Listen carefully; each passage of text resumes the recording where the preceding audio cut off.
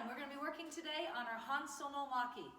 Okay, this is your single knife hand block. Okay, start paying attention to those words. Work on your memorization and terminology through your books. They're in your books so that you can get a chance to look at those. It's both in your Poomsae book and in your yearly workbook. So I want you to keep working on those. And the next thing I want you to do is hop up on your feet because let's get going. We have things to do. By the way, it is in your Poomsae book on page 41, the breakdown, so you can get a chance to look at the hand positioning and everything. Okay, here we go. Now, the chamber is the same as your forearm block. Okay, so your fist is going to be knifed instead of fisted like in your forearm block, but you're going to come through here and you can be here. There's so many ways that you can do that depending upon the direction of where you're blocking and where you're being attacked from.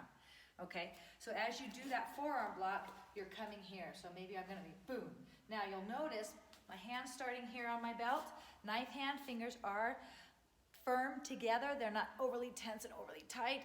Okay, they're firm and then they come through and they squeeze when you pop out. Once again, you're always going to have that rotation, so don't forget about those. This hand too, it's going to pull back and have that rotation. Like I said, it's very similar to your forearm block, but your hand positioning is a little bit different. Okay, here we go. So we're going to do this from a back stance because that's probably what you're going to be practicing it from most of the time. So set your hand in a knife, make your hand in a fist. As you come around, boom, you're going to come through here, come across your face just a little bit, pull this hand back, last second, rotate. Now you're going to switch hands, make a fist on the other side, stepping forward, same thing. You're going to pull and rotate. And boom. Okay, so it's got to get comfortable, so let's practice with that a couple of different times to make sure we're really getting the flow. Okay, here we go. We're going to do this 5 times on each side, and then you're going to get a chance to practice it a lot on your own. Strike here, come across, reach, boom. Come across, and hey! Really work on that skill. Key up, it'll help you have more energy. Okay, here we go. Ready? Hey! Set, hey! You'll notice my hand and feet arrive at the same time. Set, hey!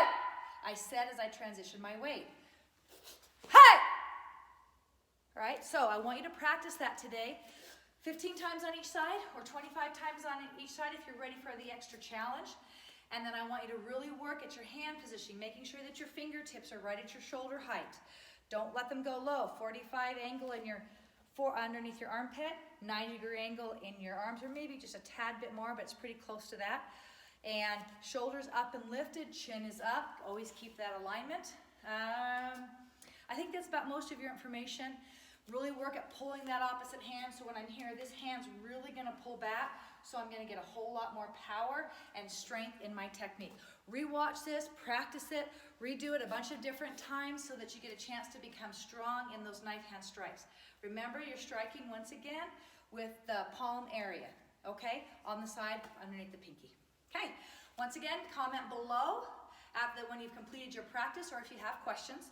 Make sure you practice, hashtag did it when you've completed it for 2 weeks, and tell me if you did the 15 or the 25. Put your name and the date. Okay, guys, let's get after it. Cheer it. Kunya.